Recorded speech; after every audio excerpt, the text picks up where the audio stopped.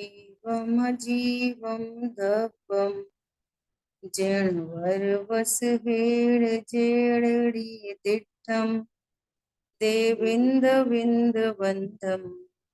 वन्दे तं सर्वदा शिरसा। द्रव्य संग्रह जी ग्रंथ गाथा नंबर 15 गुरुदेव श्री के प्रवचन के माध्यम से अपन स्वाध्याय कर रहे थे। पेज नंबर है 201 और इस गाथा में अब पुद्गल द्रव्य या अजीव द्रव्य का यहाँ पर वर्णन शुरू हो रहा है। पुद्गल का नहीं, अजीव, और अजीव में पांचों द्रव्य आ जाएंगे, पुद्गल, धर्म, अधर्म, आकाश, काल, है ना। तो पिछली क्लास में भी अपन ने चर्चा की थी कि बात तो करने जा रहे हैं अजीव द्रव्यों की, हैं, अधिकार है अजीव का, और स्टार्टिंग कर रहे हैं जीव से। जीव भगवान आत्मा शुद्ध है, ज्ञान का पिंड है, और इस ज्ञान से रहित जो हैं वे अजीव हैं। ऐसा अजीव का वर्णन जीव से, जो ज्ञान से रहित हैं वे अजीव हैं, नंबर एक। नंबर दूसरी बात कि चूंकि वे ज्ञान से रहित हैं इसलिए वे हे हैं, इसलिए उनसे मेरा कोई प्रयोजन नहीं है। तो उनमें सुख की, दुख की, लाभ की, हानि की उपादेय बुद्धि छूट जाती है और अपना उपादेयपना प्रकट होता है, जिससे ये जीव सुखी हो जाता है। परिणति में धर्म प्रकट हो जाता है। स्टार्टिंग में ही आचार्य देव कह रहे हैं जीवम अजीवम दब्बम, जीव अजीव तत्व को कहूंगा, जैसा जिनवरों ने कहा है। और इसलिए मैं उन जिनवरों को नमस्कार करता हूँ। क्यों? इनसे मेरे भेद ज्ञान की सिद्धि होती है। भेद ज्ञान की सिद्धि होती है तो फिर मुझे सुख की प्राप्ति होती है, अन्य द्रव्यों में सुख दुख की बुद्धि छूट जाती है और अपना सच्चा सुख प्रकट होता है। इतनी बात हुई। अभी कह रहे हैं पहले पैराग्राफ पे चर्चा हो गई थी, सेकंड पैराग्राफ बहुत सुंदर चर्चा की है गुरुदेव श्री ने। पुद्गल, धर्म, अधर्म, आकाश और काल, ये पांचों अजीव द्रव्य जानना। जीव, जीव से भिन्न सब अजीव। वे अजीव कौन कौन है? पांच: पुद्गल, धर्म, अधर्म, आकाश, काल। इनमें से पुद्गल तो मूर्तिमान दृश्य पदार्थ है, क्योंकि वह स्पर्श, रस, गंध, वर्ण, गुणों का धारक है। पुद्गल क्या है? दृश्य पदार्थ है। और बाकी जो द्रव्य हैं, धर्म, अधर्म, आकाश, काल, ये अमूर्तिक होने से, डायरेक्ट ज्ञान का विषय न होने से, मति शुद्ध ज्ञान का विषय न होने से, ये हैं तो अव्यक्त, अमूर्तिक हैं, परंतु अनुमान ज्ञान से जाने जा सकते हैं। हम जान सकते हैं कि नहीं धर्म, अधर्म, आकाश, काल को? यहाँ सर्वज्ञ कथित, सर्वज्ञ के अनुसार कहे हुए फिर हम युक्ति न्याय से अनुमान पूर्वक इनको जानते हैं। परंतु पुद्गल तो स्पर्श, रस, गंध, वर्ण, गुणों का धारक होने से ये पांच इंद्रियों के माध्यम से जाना जाता है। अभी देखो क्या कह रहे हैं। दाल, भात, पैसा, रोटी इत्यादि पुद्गल हैं। अब इस एक सेंटेंस में कितना भेद ज्ञान किया जा सकता है। क्या कह रहे हैं? दाल, भात, पैसा, रोटी इत्यादि पुद्गल हैं, रूपी हैं। अब लगाओ कि जीव में असाता वेदनी कर्म के उदय से भूख का परिणाम उत्पन्न हुआ और अंतरा कर्म के उदय से वो सहन नहीं हो रही। तो उस भूख का नाश किससे होएगा?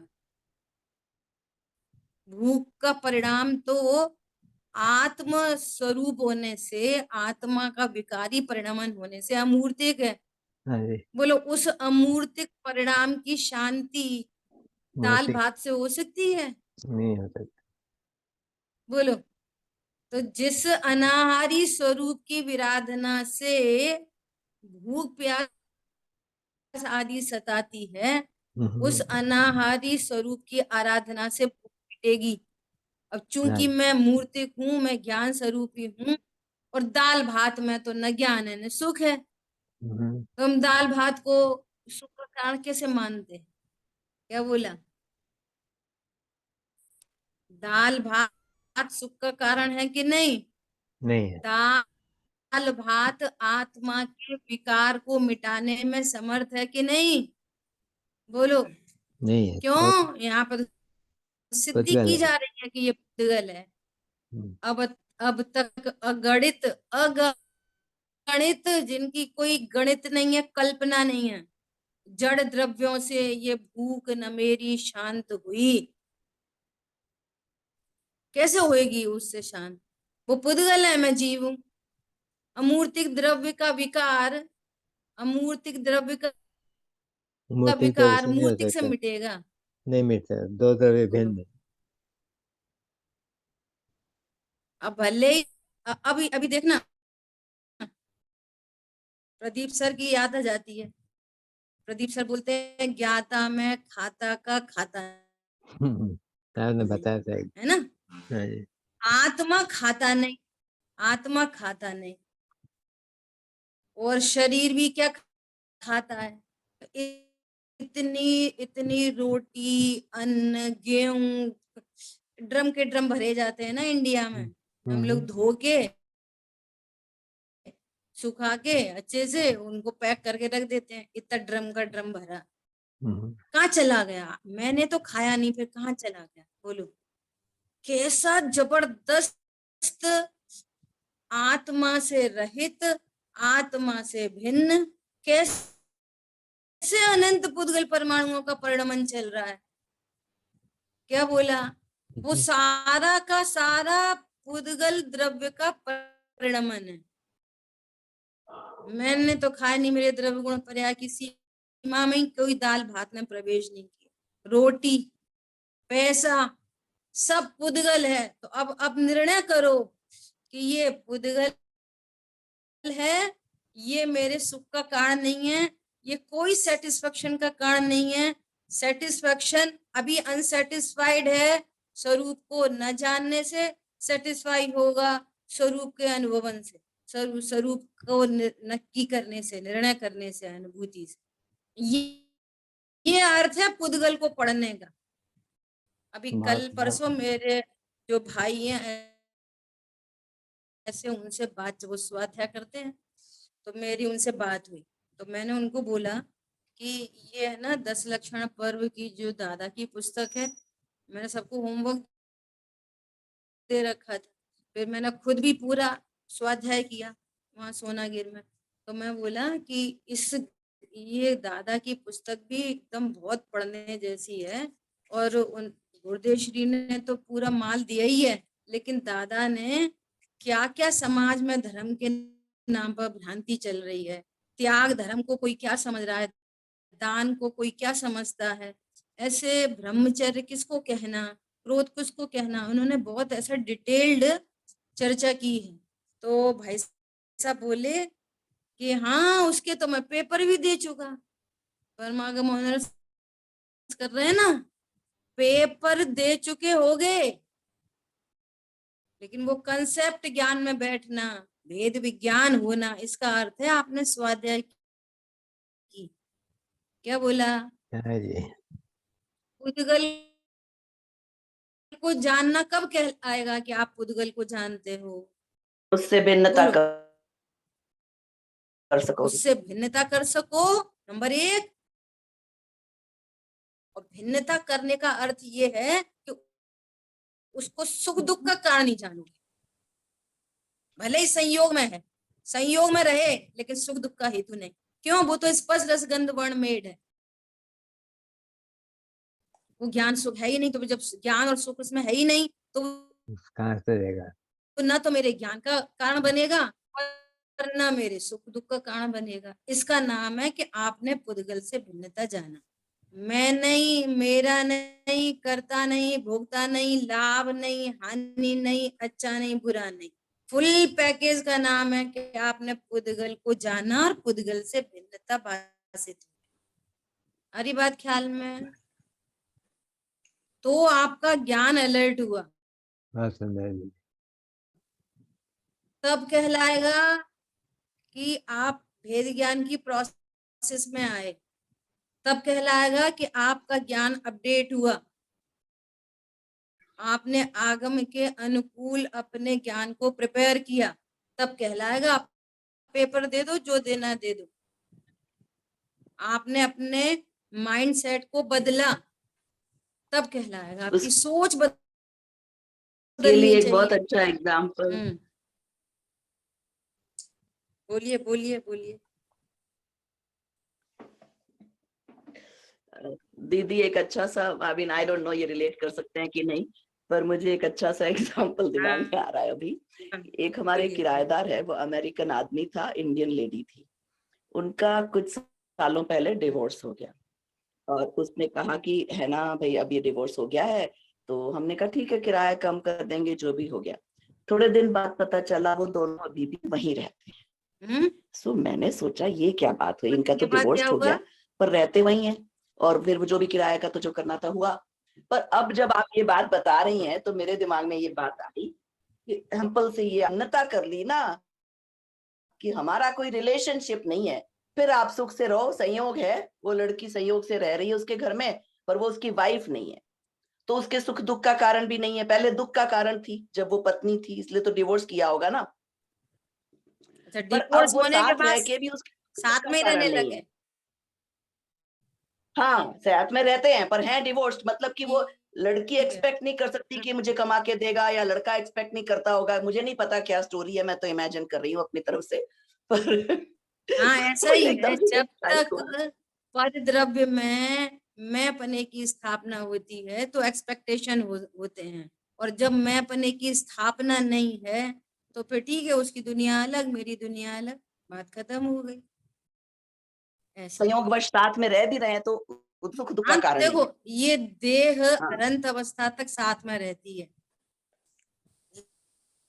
लेकिन इस देह को सुख दुख का कारण नहीं जानते। मुनिराजों पर कैसे कैसे उपसर्ग परिचय आते हैं, परंतु देह से भिन्नता है तो नो प्रॉब्लम। सुबह दोपहर की क्लास में एक बहन बोली कि पर में पूजन की, उसमें ऐसा लिखा, बांध मार बहु विधि करे, घर ते निकारे तन बिदारे, बैर जो न तहां धरे। क्या ये पॉसिबल है? बिल्कुल। तो देह दृष्टि से तो ये कभी पॉसिबल नहीं।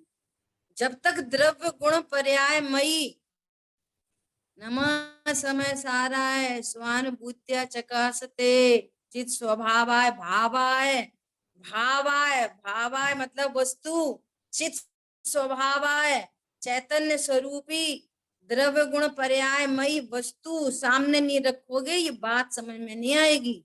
आज सकती नहीं, बांधना मारना सब कहाँ पे होगा? इधर देह में, और देह से भिन्नता भाषित हुई है। अब बांध मार बहु विधि करे, घर ते निकारे तन बिदारे।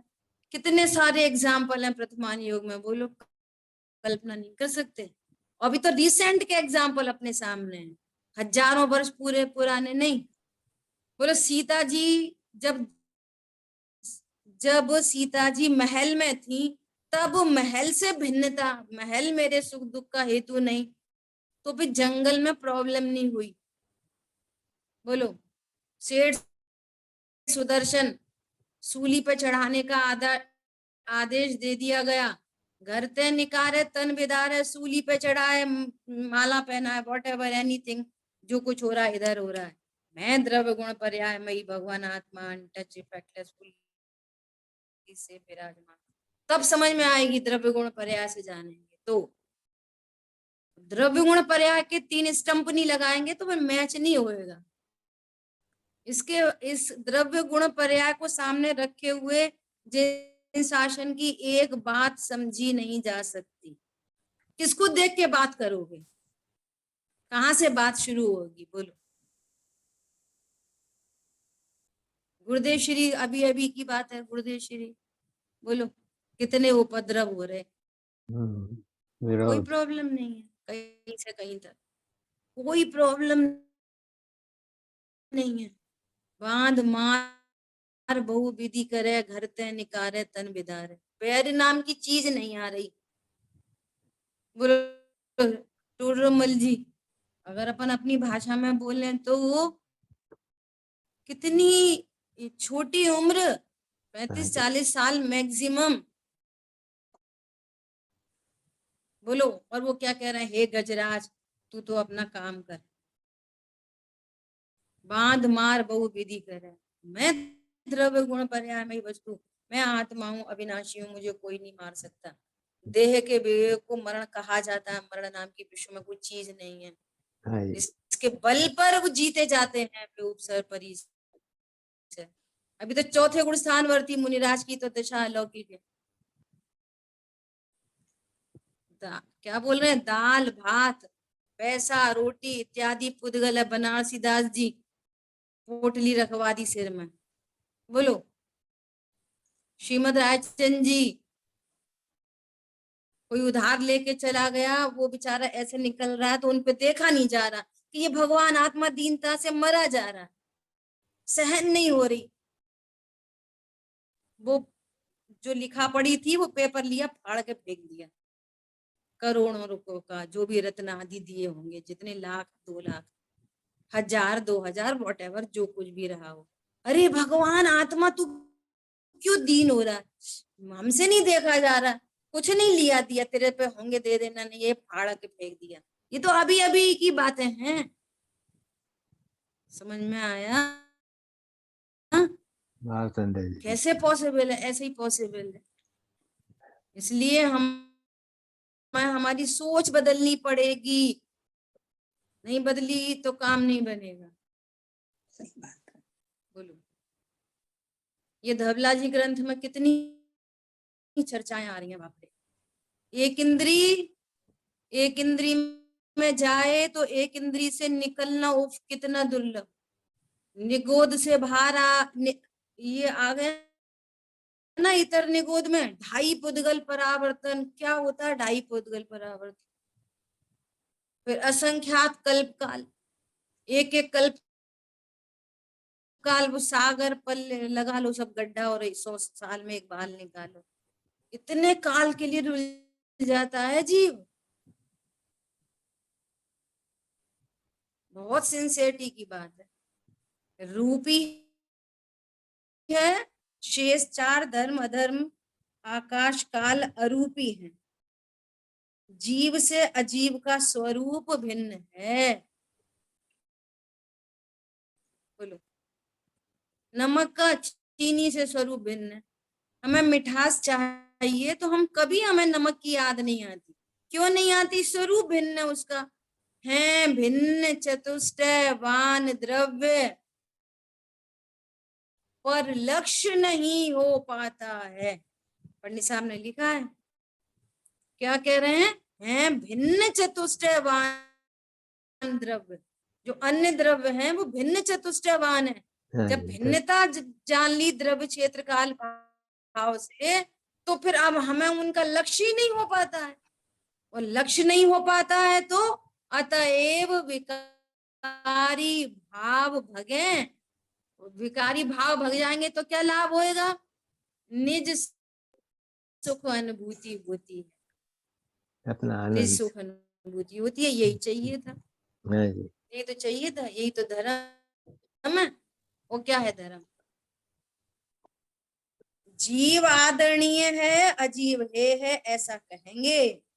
हम ये नहीं बताएंगे जीव ऐसा होता है, अजीब ऐसा होता है, धर्म अधर्म आकाश काल ऐसे होते हैं। हम ये बताएंगे कि अजीब है और जीव उपाधि। और तुमने ये नहीं सीखा तो तुमने कुछ नहीं पढ़ा। अजीब में जीवपना नहीं है, ऐसा यहाँ बताते हैं। बोलो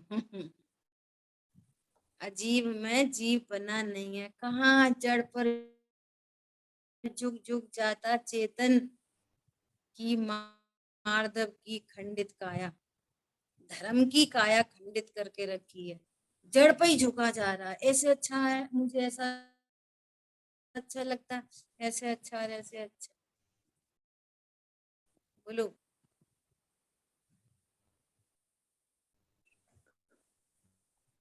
उद्गल आदि पांचों द्रव्य अजीब हैं, जीव में ज्ञान दर्शन आदि हैं, वे अजीब में नहीं है। कैसा है जीव? और फिर से क्वेश्चन कर रहे हैं, कैसा है जीव? क्यों आप तो अजीब को बता रहे थे, फिर से जीव की बात। जीव उपयोग लक्षण वाला है, जिसमें उपयोग नहीं है वो अजीब है। ऐसे अजीब को बताएंगे, जीव की सापेक्षता में अजीब को बताएंगे। संपूर्ण रूप से विमल अर्थात द्रव्य गुण पर्याय का प्रकाशक केवल ज्ञान है, जो सबको देखता है, वह केवल दर्शन है। जीव अपना भान करके परिपूर्ण दशा प्रकट करे, उस जानने देखने की पर्याय को शुद्ध उपयोग कहते हैं, वह अजीब में नहीं। अरे चीनी से रसगुल्ला बन सकते हैं, चीनी से मावा की मिठाई बन सकती है, चीनी से दूध मीठा किया जा सकता है। सुनो, नमक से नहीं। बात कर रहे हैं नमक की, नमक बताना है और चीनी के सापेक्ष बता रहे हैं कि तू नमक का लक्ष्य छोड़, देख चीनी ऐसी ऐसी ऐसी ऐसी, क्यों वो मीठा करना है ना, तेरे को चीनी उपादेय है। समझ में आ रही है ट्रिक? देखो कितनी बढ़िया है। क्यों जीव के सापेक्ष क्यों बता रहे हैं? कि हमको जीव उपादेय है, उसको ही नहीं जाना अभी। हम अजीब के बहाने जीव ही बता रहे हैं। ओहो, जानना चाहिए। हाँ, जीव जानना है। क्या बोल रहे हैं? निज आत्म तत्व की प्राप्ति हेतु हे प्रभु बर करता पूजन। निज आत्म तत्व की प्राप्ति हेतु पूजा का तो एक बहाना है, पूजा का तो एक बहाना है। जब मैं आता आप भिंग निज स्मरण सुआय, आपके पास आता हूँ, अपना स्मरण आता है, मैं तो इसलिए आता हूँ आपके पास। पूजा का तो बहाना है। ऐसे ही पुद्गल धर्म अधर्म आकाश काल को कहने का तो बहाना है, हमें तो ये बताना है कि जीव उपादेय है। देखो कितनी गजब की ट्रिक है। आत्मा के छद्मस्त अवस्था में मति शुद्ध अवधि और मन पर्याय ज्ञान होते हैं, वे अपूर्ण हैं, इसलिए उसको अशुद्ध कहा। देखो अशुद्ध की एक विवक्षा, ये सम्यक मति शुद्ध ज्ञान अवधि ज्ञान अगर सम्यक पने से देखेंगे तो इनको शुद्ध कहेंगे, और मिथ्यापने से कहेंगे तो अशुद्ध कहेंगे। तो वहां शुद्ध अशुद्ध की विवक्षा अलग है, स्यादवाद शैली है ना। और केवल ज्ञान को पूर्ण शुद्ध कह रहे हैं, तो केवल ज्ञान के सापेक्षता में देखेंगे तो ये छायोपशमिक भाव होने के कारण ये अशुद्ध है। समझ में आ गई? दो शुद्ध अशुद्ध की विवक्षा। पहले भी जब क्लास अपन ने लास्ट एंड करी थी तो मूल ग्रंथ से इसकी बहुत चर्चा हो गई थी। इस प्रकार शुद्ध उपयोग और अशुद्ध उपयोग अजीब में नहीं है शुद्ध उपयोग और अशुद्ध उपयोग दोनों ही जीव में नहीं है, सॉरी अजीब में नहीं है। अजीब को कुछ पता नहीं है, अजीब को तो कुछ पता नहीं है, ज्ञान नहीं। ज्ञानी को सौ पर प्रकाशक ज्ञान प्रकट हुआ है, वह जानता है कि जगत में उपयोग रहित जड़ पदार्थ होते हैं। देखो ठीक है, एक बात हो गई। अब सेकंड पॉइंट से बात चल रही है। आत्मा में सुख दुख रति अरति के अनुभव को कर्म फल चेतना कहते हैं। लास्ट क्लास में अनिला बहन है, अभी लास्ट क्लास में अनिला बहन का प्रश्न आया था, है ना, कि रति अरति और आर्त रौद्र ध्यान एक ही बात है क्या? अभी आपसे ही प्रश्न है कि रति अरति जो पर्याय है, रति मतलब कहते हैं उसमें रत राग। होना, अच्छा लगना, और अति अरति मतलब उसमें रत द्वेष। नहीं होना, वहां से हटना, हटने का भाव होना, दूर करने का भाव होना, है ना? ये रति और अरति। अब ये रति, रति उसमें लगन होना वो तो हाँ, अच्छा नहीं है, अरति भी अच्छा नहीं है। रति तो अच्छा लगना, और अरति मतलब अच्छा नहीं लगना। जैसे नार की बोलते हैं नारत, नारत ना, नार की उस नरक के क्षेत्र में अरति करते हैं, वो वहां पर रत नहीं रहना चाहते। कोई नार की समझ में आया दीदी, समझ में आया। हाँ? इस विवक्षा में नरक गति को अशुभ गति कहा जाता है, और नरक गति के सापेक्षता में त्रियंज गति को भी शुभ कहा जाता है। बाकी 3 गतियां कैसी हैं? त्रियंज, मनुष्य और देव, की वहां से कोई मरना नहीं चाहता, कितने दुख कष्ट पड़ रहे हों लेकिन मरना नहीं चाहता। लेकिन नरक एक ऐसा क्षेत्र है कि वो वहां रहना नहीं चाहता, वहां से निकलना चाहता। तो वो अरति का भाव है ना? अच्छा, अब प्रश्न ये है, अब ये प्रश्न है कि ये रति और अरति ये स्वभाव है कि विकार है? नंबर 1 बोलो। दोनों विकार ही है। विकार है, बराबर, विकार है। अब विकार है तो किस गुण का विकार है? ज्ञान श्रद्धा की चारित्र, किसका विकार है? चारित्र गुण की विकारी पर्याय, ठीक है। और इसका नाम भी आता है नो कषाय में, हास्य, रति, अरति, जो है जुगुप्सा। तो ये सब चारित्र मोहिनी कर्म के उदय में चारित्र की विकारी पर्याय, ठीक है। एक वाली बात क्लियर हो गई। हाँ जी। अब आपका प्रश्न आया कि आर्त रौद्र ध्यान, वो ध्यान किसकी पर्याय है? ध्यान भी चारित्र की, चारित्र ज्ञान गुण की पर्याय ध्यान तो। हाँ, देखो दादा के प्रवचन में बहुत आता है, ज्ञान की पहली पर्याय सो ज्ञान, और ज्ञान की निरंतरता सो ध्यान। कंटिन्यूस उसी गे को जानता रह गया, और परिभाषा घटित होती है एकाग्र चिंता निरोधो ध्यान, तो एक में अग्र हो गया, एक के प्रति अग्र हो गया, तो उसको क्या बोलते हैं? ध्यान। अब ये रिलेट करते हैं एक दूसरे को, कैसे रिलेट करते हैं कि ज्ञान में किसी भी पर पदार्थ का लक्ष्य, एनी पर पदार्थ या पर्याय, पर पर्याय, है ना। अब समझो कि नरक की जो प्रतिकूलता है ना, उस नरक की प्रतिकूलता, अब उस प्रतिकूलता में अरति, तो ज्ञान में लक्ष्य तो बनी प्रतिकूल परिस्थिति, कोई भी प्रतिकूल परिस्थिति ज्ञान में गे बनी, तो वो ज्ञान क्या हो गया? पर लक्ष्य हो गया, उसको पर लक्ष्य।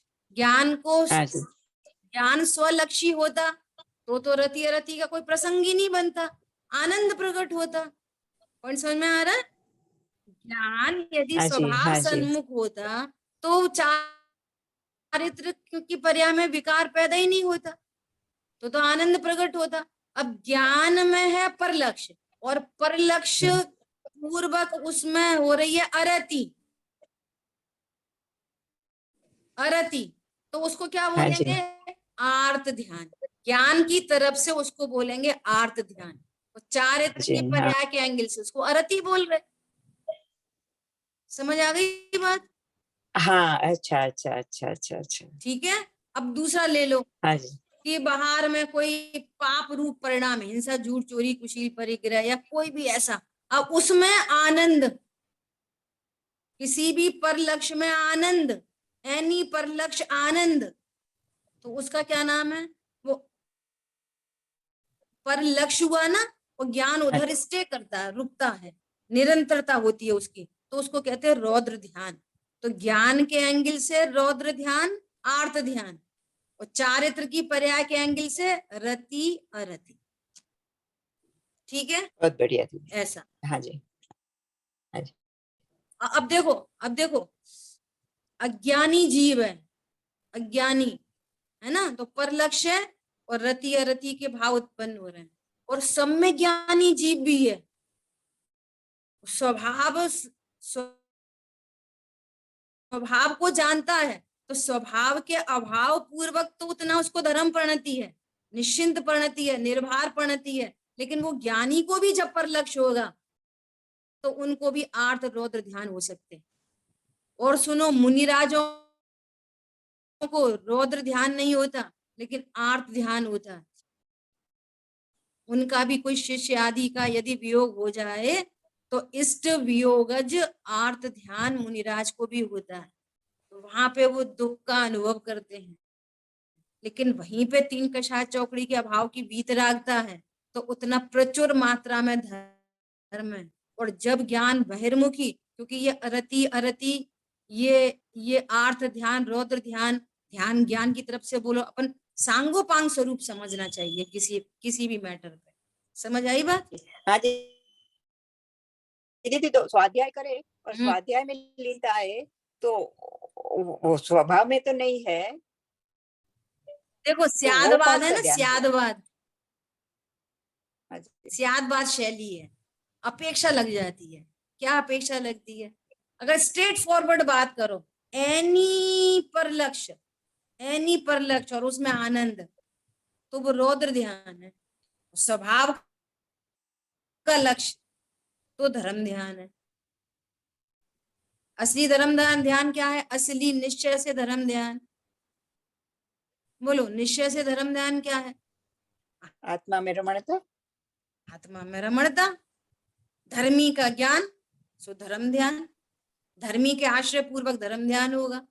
अब सुनना ध्यान से, पर लक्ष्य, अब समझो, टीवी में आनंद, खाने में आनंद, घूमने में आनंद, हिंसा हो रही है और आनंद मना रहे हैं, अब वहां गए, बहुत मजा आया, जीवों की हिंसा हो गई, मजा आया, तो ये रौद्र ध्यान कहलाता है। टीवी देख रहे हैं, कुछ शील के परिणाम हो रहे हैं, कुछ खरीद के लाए, साड़ी खरीद के लाए, ज्वेलरी खरीद के लाए, बहुत अच्छा लग रहा है, सब ये रौद्र ध्यान में जाता है। परिग्रहानंदी रौद्र ध्यान, उसको पता ही नहीं है रौद्र ध्यान चल रहा है। हाँ हाँ वही समझ में करते आ रही हैं। बात? कोई नहीं करते, हम तो गायक हैं। हाँ, वही नहीं कर। हाँ, अरे मैं दीदी, अरे दीदी, करने की स्थापना नहीं बदलना। हाँ जी, हाँ जी, पर्यायगत, अब पर्याय की बात चल रही है, मेरी बात नहीं चल रही है क्या? हाँ जी, हाँ, हाँ जी, सुनो, अब दूसरी बात, अब आपने प्रश्न उठाया है तो दूसरी बात, उसको उसको पूरा टेबल पे केस आए ना तो पूरे उसको समझना चाहिए। अब देखो, थोड़ी खतरनाक बात, स्यादवाद शैली से खतरनाक बात, देवशास्त्र गुरु का लक्ष्य भी, विधान चल रहा है, म्यूजिक बज रहा है और धुन बहुत अच्छी लग रही है, मंदिर में बैठे हैं, क्या है? धर्म ध्यान है वो? बोलो, न्याय करना पड़ेगा आपको, बोलो। धर्म ध्यान समझते हैं। हाँ, इसलिए करेक्शन करना है, वो भी रौद्र ध्यान कहलाएगा। समझ में आ रही है बात? अब सुनो, अब हम स्वाध्याय कर रहे हैं, पूजा कर रहे हैं, पाठ कर रहे हैं, वह स्वरूप का चिंतन कर रहे हैं, तो परलक्ष्य होने से, स्वभाव के आश्रय से जो धर्म ध्यान प्रकट होता है, उस एंगल से तो इसको रौद्र ध्यान कह सकते हैं। एंगल समझना। और चूंकि ये चिंतन, ये निर्णय, ये तत्व ज्ञान में हेतु बनने का, इसलिए इसको उपचार से धर्म ध्यान भी कहते हैं। इसके एंगल से इसको रौद्र ध्यान कह सकते हैं। और अगर ये तत्व निर्णय पूर्वक है और ये पवित्रता में हेतु बने तो इसको व्यवहार से धर्म ध्यान कहते हैं। असली धर्म ध्यान तो स्वभाव का आश्रय है। इसलिए जो चार धर्म ध्यान की चर्चा जिनागम में भी है ना, वो वास्तव में व्यवहार धर्म ध्यान की चर्चा है। क्या? आज्ञा विचय धर्म ध्यान, अपाय विचय, समझ आ रही बात? ये सब हाँ क्या है? जी, ये व्यवहार धर्म ध्यान है, और ये हेतु बन रहे हैं स्वभाव के आश्रय के लिए।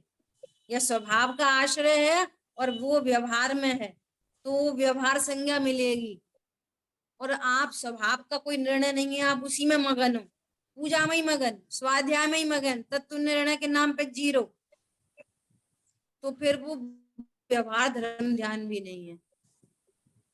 तो उसको थोड़ी बहुत बढ़िया। कठोर भाषा में जीव को आगे बढ़ाने के लिए यदि रौद्र ध्यान भी कह दिया जाए ना, क्यों मंद कषाय में आनंद मना रहे, एनी कषाय में आनंद रौद्र ध्यान है। नहीं जी। आप तीव्र और मंद का भेद कर दिया खुद ही ने, मंद कषाय में आनंद मना रहे।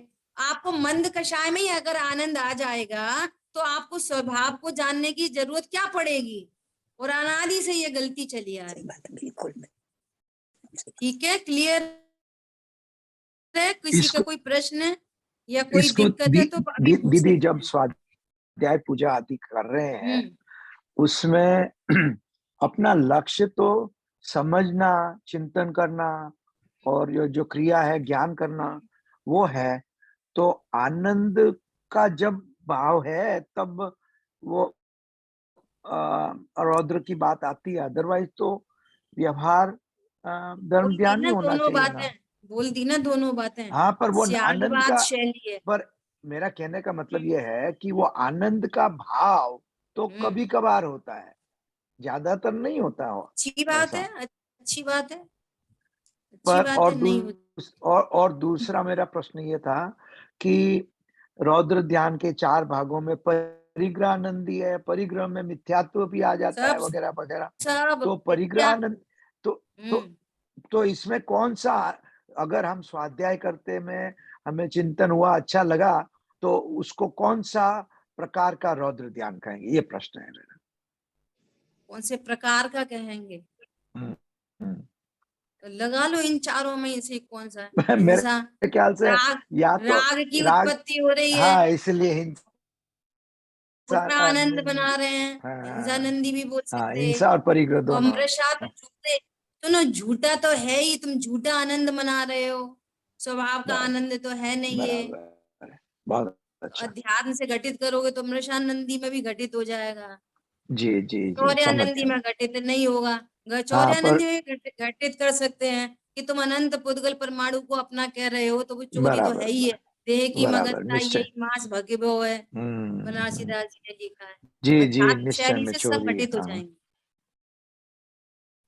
बहुत कुल अच्छा, मिला के थैंक यू। बात ये है, कुल मिला के बात ये है, यदि 2 टू को बात करें, 2 + 2 = 4, अगर ये वाली बात करें तो सुनो ध्यान से, स्वभाव का आश्रय धर्म ध्यान है, और जहां तक स्वभाव का आश्रय नहीं है वहां कोई ना कोई ध्यान है, आर्त या रौद्र। शुक्ल ध्यान तो है ही नहीं, जब धर्म ध्यान नहीं है तो शुक्ल ध्यान की तो बात ही नहीं। तो जहां स्वभाव का आश्रय है वहां धर्म ध्यान है, और जहां स्वभाव का आश्रय नहीं है तो वो किसी न किसी प्रकार से दोनों ध्यान में घटित होएगा।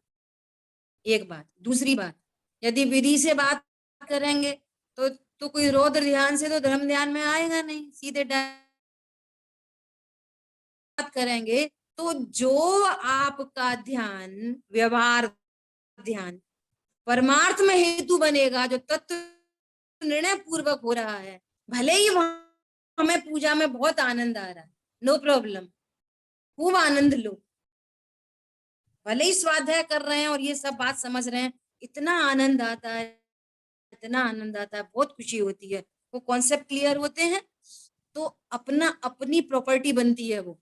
ओहो ये हाँ, मुझे तो मेरे कार्य का बहुत हर्ष है, टोडरमल जी ने लिखा है, बहुत हर्ष हो रहा है, लेकिन ज्ञान इतना अलर्ट है, क्या अलर्ट है कि ये रियल आनंद नहीं, रियल आनंद तो मेरे स्वभाव से होगा। फर्क पड़ा आपको दोनों बातों में? आनंद चल रहा है, क्यों? तीव्र कषाय से मंद कषाय के बीच में आने पर और देवशास्त्र गुरु का लक्ष्य होने पर, देवशास्त्र गुरु का लक्ष्य भी छूटने के बाद अपने स्वभाव का लक्ष्य होने पर, ओहो मेरा ऐसा स्वरूप है, मेरे में ऐसी अस्तित्व शक्ति है, मैं ऐसा जीवत्व शक्ति का धारी हूँ, देखो पर्याय में ऐसी विपरीतता होने पर भी स्वभाव मेरा परिपूर्ण है। अपनी अपनी बात जब चलती है तो बहुत आनंद आता है, लेकिन उसको ये एकदम आगम से निर्णीत है, आगम से उसको अनुमान है कि ये सच्चा ज्ञान नहीं, सच्चा ज्ञान तो सच्चा आनंद तो स्वभाव सन्मुखता होने पर होगा। और ये आनंद मेरा उसमें हेतु बनेगा। क्यों बनेगा? इसलिए बनेगा अब मुझे विषयों का कोई आनंद नहीं है। समझ आ गई बात?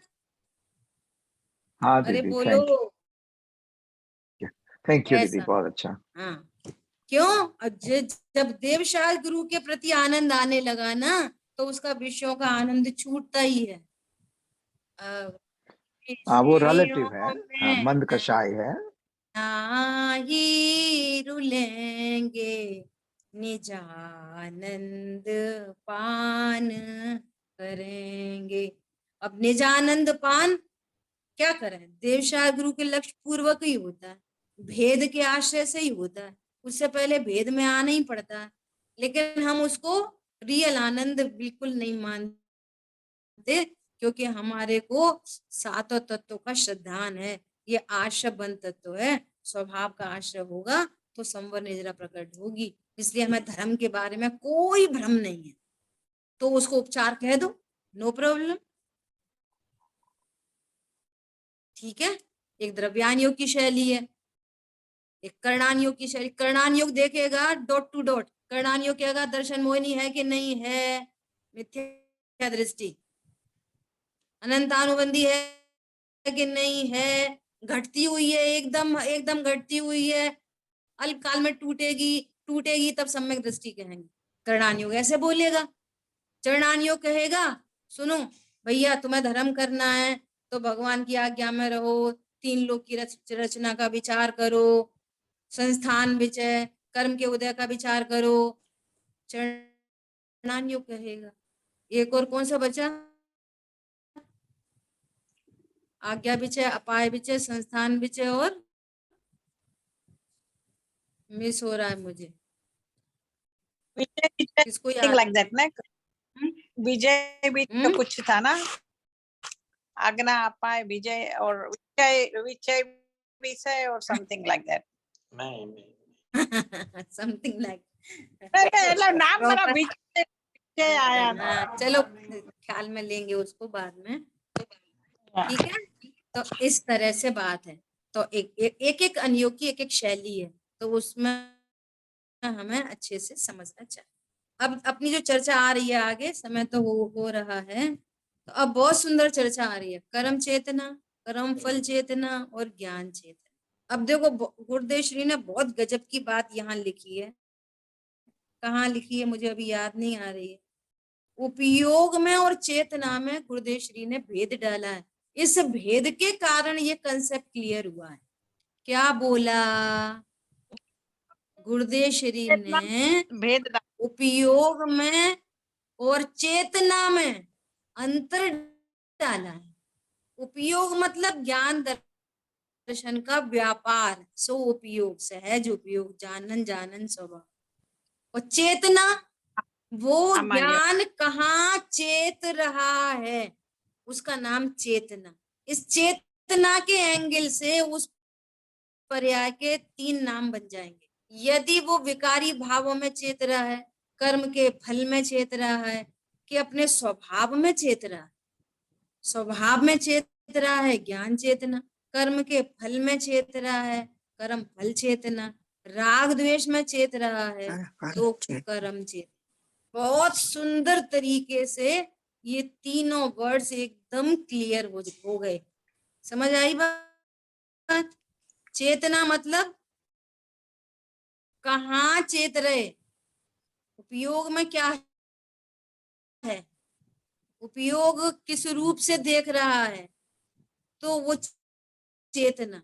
और सहज सामान्य उपयोग, जानन जानन जानन जानन उपयोग। फर्क समझ में आया दोनों का? समय अपना अधिकार हुआ में है। भी चेतना का आज ही हम लोग का प्रवचन हुआ था। तो वो चेतना में तो 2 भाग है, वो ज्ञान और दर्शन। तो वहां वैसे लिया था, वो अपेक्षा से आप बोलते बराबर अब है। इसको ऐसे, हाँ, अशुद्ध चेतना और शुद्ध चेतना, ऐसा भी डिफरेंशिएशन करते हैं। शुद्ध चेतना जो ज्ञान में चेत रही है वो शुद्ध चेतना, और अशुद्ध चेतना दो प्रकार की, कर्म चेतना, कर्म फल चेतना।